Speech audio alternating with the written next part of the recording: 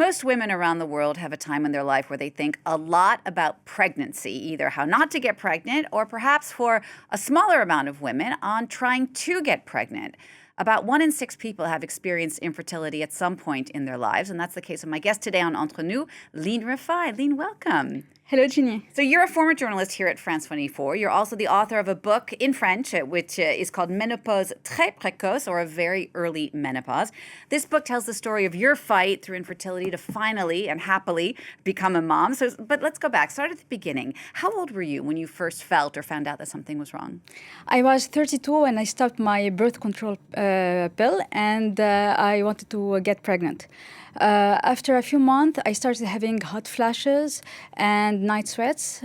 But at this age, 32, you never imagine it could be early premenopause. So after a year of trying to get pregnant without any positive result, I got an infertility checkup. And it showed that my ovarian reserve was almost depleted. So in your case, you weren't really in a full menopause. You had something called POI, premature ovarian insufficiency, which is a condition that affects about 4 in 100 women below the age of 40. Tell us a bit more about that and how it's different from full menopause. Yeah, it's a little bit different because menopause is the end of hormonal cycles, while when you have premature ovarian insufficiency, it's something that happens before the age of 40. And for some women, you still have cycles, but very few eggs left.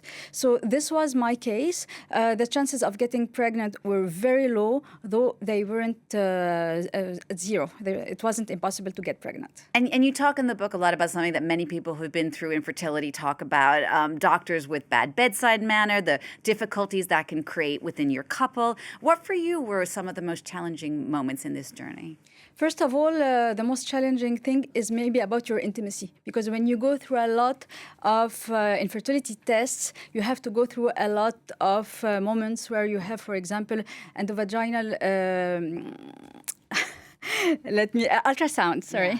And you get this several times a month, and then you have a lot of blood tests. At the same time, you continue working as if nothing was going on. So for many women, it's very hard to continue this process while having a normal life, social and work life. And POI, like early menopause, is something that can be passed down from mother to daughter. And it was during this whole process that you actually found out that your mom had gone through something similar. Yeah, when I learned about my situation, I spoke with my mom, and she realized at that moment, only at that moment, that she had an early menopause at the age of 42. It's about 9 years before the average age of menopause in Europe, which is 51. So with POI, when these ovaries kind of stop functioning, becoming pregnant is difficult, but as you said, and again in your case, not impossible. About 5% of women with POI can still conceive. So is that what happened in your case? Was there some miracle cure? So it wasn't really a miracle cure. In my case, I still had some cycles, and I still had my periods, though some cycles were very long, others very short. So I went to see a fertility doctor, and he told us I could be pregnant, maybe with some medical help. So we got an intrauterine insemination, and I got pregnant immediately. So this was a surprise.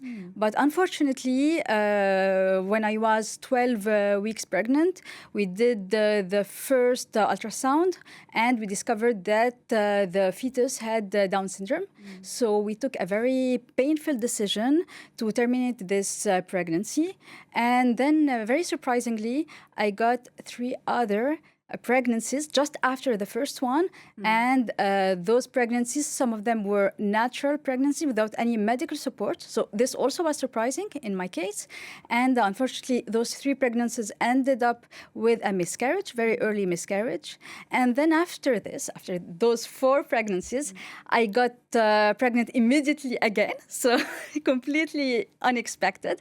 And this 5th pregnancy ended well because I gave birth to a little boy in July 2020.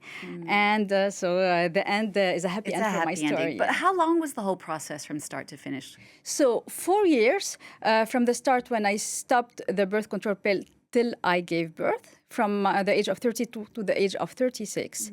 And 2 years, during 2 years after getting my diagnosis, I was pregnant 5 times in 2 years. So it was very difficult emotionally and physically. So given what you went through, Line, what would your one piece of advice be to couples who are struggling with infertility at the moment?